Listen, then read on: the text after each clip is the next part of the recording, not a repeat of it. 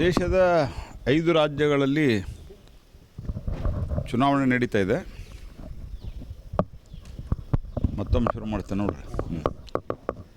ದೇಶದ 5 ರಾಜ್ಯಗಳಲ್ಲಿ ಚುನಾವಣೆ ಆಗಿದೆ.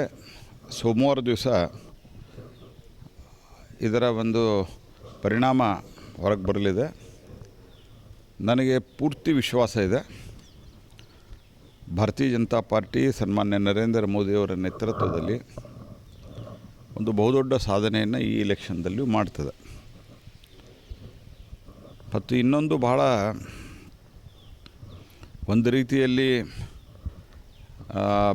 ಇಡೀ ದೇಶದ ಇವತ್ತಿನ ಪರಿಸ್ಥಿತಿ ನೋಡಿದಾಗ ಎಲ್ಲ ಕಡೆ ಅತ್ಯಂತ ಶಾಂತಿಯುತವಾಗಿ ಚುನಾವಣೆ ಆಗಿದ್ದಾವೆ.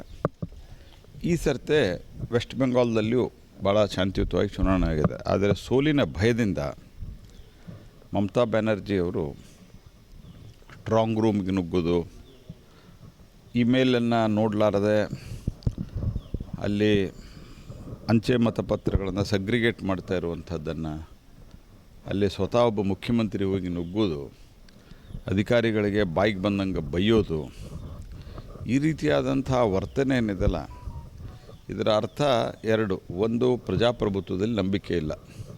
ಸುಮ್ಮನೆ ಒಂದು ಹೆಸರಿಗೆ ಚುನಾವಣೆ ಮಾಡಬೇಕು ಮತ್ತು ನಾವೇ ಬರಬೇಕು ಅನ್ನುವಂಥ ಒಂದು ಕಪಟತೆ. ಮತ್ತು ಕಳೆದ ಬಾರಿ ಚುನಾವಣೆಯ ನಂತರ ವಿಧಾನಸಭೆ, ಇವನ್ ಲೋಕಸಭೆ ಚುನಾವಣೆ, ಸ್ಥಳೀಯ ಚುನಾವಣೆಗಳ ನಂತರ ಯಾವ ರೀತಿ ಜನರ ಮೇಲೆ ಇವರು ಹಿಂಸೆಯನ್ನು ಮಾಡಿದ್ರು, ಇದು ನಮಗೆ ನೆನಪಿದೆ. ಆದರೆ ಈ ಬಾರಿ ಆ ರೀತಿ ಯಾವುದೇ ಆಗಲಿಕ್ಕೆ ಸಾಧ್ಯ ಇಲ್ಲ. ಅಲ್ಲಿ ಭಾರತೀಯ ಜನತಾ ಪಾರ್ಟಿ ಸರ್ಕಾರ ಬರ್ತದೆ ಮತ್ತು ಅದರ ಜೊತೆಗೇ ಇಡೀ ದೇಶಾದ್ಯಂತ ಉಳಿದ ರಾಜ್ಯಗಳಲ್ಲಿಯೂ ನಮ್ಮ ಒಂದು ಅಸ್ಸಾಂದಲ್ಲಂತೂ ನಮ್ಮ ಸರ್ಕಾರವೇ ಬರ್ತದೆ. ನನಗೆ ಇವತ್ತಿಗೂ ವಿಶ್ವಾಸ ಇದೆ, ತಮಿಳುನಾಡಿನಲ್ಲಿ AIADMK BJP ನಾವು ಒಂದು ಒಳ್ಳೆಯ ಸಂಖ್ಯೆಯಲ್ಲಿ ಬರ್ತೇವೆ. ಕೇರಳದಲ್ಲಿನ ನಮ್ಮ ಪರ್ಫಾರ್ಮೆನ್ಸು ನಂಬರ್ ಜಾಸ್ತಿ ಆಗ್ತದೆ. ಈ ಎಲ್ಲ ವಿಚಾರಗಳನ್ನು ನೋಡಿದಾಗ ಒಂದೇ ಒಂದು ಸಂಗತಿ ನೀವು ಗಮನದಲ್ಲಿಟ್ಕೋಬೇಕಾಗಿದ್ದು, ಕಾಂಗ್ರೆಸ್ ಪಾರ್ಟಿ ಎಲ್ಲೂ ಕಾಣ್ತಾ ಇಲ್ಲ. ಅಸ್ಸಾಂದಲ್ಲಿ 20 ಸೀಟ್ 25 ಸೀಟ್ ಬರ್ಬೋದು ಅಂತ ಒಂದು ಅಂದಾಜಿದೆ. ಅಂದರೆ ಬರುವಂಥ ದಿವಸಗಳಲ್ಲಿ ಅಸ್ಸಾಂದಲ್ಲಿ ಅವರು 0 ಆಗಲಿದ್ದಾರೆ. ಅಂದರೆ ಆಲ್ಟರ್ನೇಟಿವ್ ಪಾರ್ಟಿಯಲ್ಲಿ ಹುಟ್ಟುಕೊಳ್ಳಲಿದೆ. ವೆಸ್ಟ್ ಬೆಂಗಾಲ್ದಲ್ಲಿ 0. ತಮಿಳುನಾಡಿನಲ್ಲಿ ಸುಮಾರು 70ರ ದಶಕವರೆಗೆ ಆಡಳಿತವನ್ನು, 60-65ರವರೆಗೆ ಆಡಳಿತವನ್ನು ಮಾಡಿದಂಥವರು ಇವತ್ತು ಒಂದು ಜೂನಿಯರ್ ಪಾರ್ಟ್ನರ್. ಎಷ್ಟು ಅವರಿಗೆ ದಕ್ಕಿದಂತಹ ಸ್ಥಾನಗಳು? 20-21 ಸ್ಥಾನಗಳು. ಅಂದರೆ ಅವರ ಹಿಂದೆ ಬೆನ್ನು ಹತ್ತಿದ್ದಕ್ಕೆ ಅಲ್ಲೊಂದು ಸ್ವಲ್ಪ ಇದ್ದಾರೆ ಅಷ್ಟೇ. ಅದು ಅವರೇನು ಹೇಳಿದ್ದಾರೆ, ನಿಮ್ಮ ಸರ್ಕಾರದಲ್ಲಿ ತಗೊಳ್ಳಲ್ಲ ಮುಂದೆ ಅಂತ DMK ಅವರು. ಅಂದರೆ ದೇಶದೊಳಗೆ ಕಾಂಗ್ರೆಸ್ಸಿನ ಸ್ಥಿತಿ ಹೆಂಗಿದೆ, ಸನ್ಮಾನ್ಯ ಶ್ರೀ ರಾಹುಲ್ ಗಾಂಧಿಯವರ ನೇತೃತ್ವದಲ್ಲಿ ಅನ್ನೋದನ್ನು ಜನ ಅರ್ಥ ಮಾಡ್ಕೋಬೇಕು. ಹಾಗಾಗಿ ಇಲ್ಲಿನ 2 ಚುನಾವಣೆಯಲ್ಲಿಯೂ ಸಹಿತ ನಾನು ಸಿದ್ದೇಶಣ್ಣ ಅವ್ರ ಜೊತೆಗೆ ಮಾತನಾಡ್ತಾ ಇದ್ದೆ.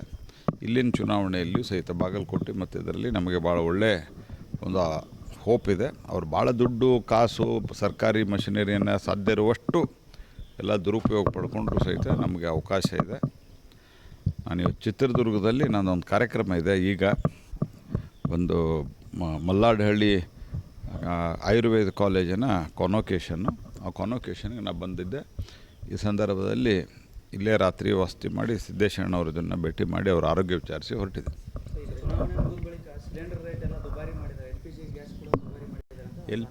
LPG ಗ್ಯಾಸು ದುಬಾರಿ ಮಾಡಿಲ್ಲ. ಅವರು ಆರೋಪ ಏನು ಮಾಡಿದ್ದಾರೆ ಅಂತ ನಾನು ನೋಡಿಲ್ಲ. ಆದರೆ ಕಮರ್ಷಿಯಲ್ LPG ಮಾಡಿದ್ದಾರೆ. ಕಮರ್ಷಿಯಲ್ LPG ಅದು ಆ ಕಂಪನಿ ನಿರ್ಣಯವನ್ನು ಮಾಡ್ತದೆ. 2 ಸಂಗತಿ ನಾವು ಇದರೊಳಗೆ ಅರ್ಥ ಮಾಡ್ಕೋಬೇಕು. ಮೊದಲನೇದು, ಇವೆಲ್ಲ ತೀರ್ಮಾನಗಳು ಆ್ಯಕ್ಚುಲಿ ಇದನ್ನು ಲಿಬರೈಸ್ ಎಲ್ಲ ಹಂತದಲ್ಲಿಯೂ ಆಗಿದೆ. ಕಾಂಗ್ರೆಸ್ 2004ರಿಂದ 10ರಲ್ಲಿಯೂ ಸಹಿತ ಕಂಪ್ನಿಗಳು ಫ್ರೀ ಅವರಿಗೆ ಅವಕಾಶ ಕೊಟ್ಟಿದ್ದಾರೆ. ಯಾಕಂದರೆ ಅಲ್ಟಿಮೇಟ್ಲಿ ಇದು ಇಟ್ ಡಿಪೆಂಡ್ಸ್ ಆನ್ ದಿ ಜಾಗತಿಕ ಸ್ಥಿತಿಗತಿಗಳ ಆಧಾರದ ಮೇಲೆ ನಿರ್ಣಯ ಆಗ್ತದೆ. ಆದರೆ ಇವತ್ತಿನ ಪರಿಸ್ಥಿತಿಯೊಳಗೆ ಜಾಗತಿಕ ಮಟ್ಟದಲ್ಲಿ ಏನು ನಮಗೆ ಸಂಪೂರ್ಣವಾಗಿ ವಿದೇಶದಿಂದ ಬರ್ತಾ ಇರಬೇಕಾದಂಥ LPG ಭಾಳ ದೊಡ್ಡ ಸಮಸ್ಯೆ ಇದೆ. ಅನೇಕ ದೇಶಗಳಲ್ಲಿ ಇಲ್ಲವೇ ಇಲ್ಲ, ಪೆಟ್ರೋಲ್ ಡೀಸೆಲ್ ಇಲ್ಲ, ವರ್ಕ್ ಫ್ರಮ್ ಹೋಮ್ ನಡೆದಿದೆ. ಆಮೇಲಿಂದ ಕೆಲವು ಅತ್ಯಂತ ಒಂಥರ ಏನು ದರಿದ್ರ ದೇಶಗಳಂತೇನಿದಾವೆ, ಪಾಕಿಸ್ತಾನ ಇದೆಲ್ಲ, ಇಲ್ಲಿ ಸಂಪೂರ್ಣ ಆ್ಯಕ್ಟಿವಿಟಿ ಬಂದಾಗಿದ್ದಾವೆ.